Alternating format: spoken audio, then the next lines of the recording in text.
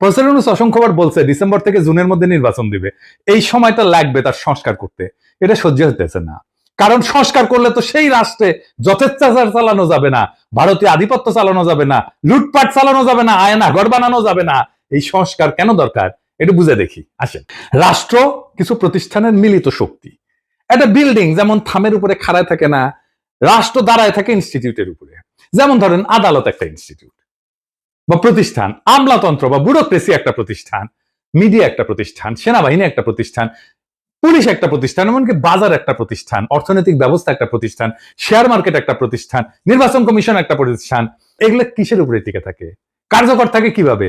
একটা জিনিসে, একটা মাত্র জিনিসে এগুলো কার্যকর থাকে, সেটা হচ্ছে ট্রাস্ট বা বিশ্বাস। আপনার আদালতের উপরে বিশ্বাস থাকতে হবে যে আপনি ওখানে যে ন্যায় বিচার পাবেন। পুলিশের কাছে গেলে আপনি নিরাপত্তা পাবেন, বিশ্বাস থাকতে হবে। নির্বাচনে অবাধে ভোট দিতে পারবেন, এই বিশ্বাসটা থাকতে হবে। প্রশাসনের কাছে গেলে বিনা ঘুষে সেবা পাবেন, এই বিশ্বাস থাকতে হবে। আর্মি আমার রাষ্ট্রকে নিরাপত্তা দেবে, এই বিশ্বাসটা থাকতে হবে। সরকারি হাসপাতালে গেলে রোগের সুচিকিৎসা পাবেন, এই বিশ্বাসটা থাকতে হবে। শেয়ার মার্কেটে গেলে নিরাপদে বিনিয়োগ করতে পারবেন, এই বিশ্বাসটা থাকতে হবে। বাজারে স্বাস্থ্যসম্মত নিরাপদ পণ্য পাবেন সুলভে, এই বিশ্বাসটা থাকতে হবে।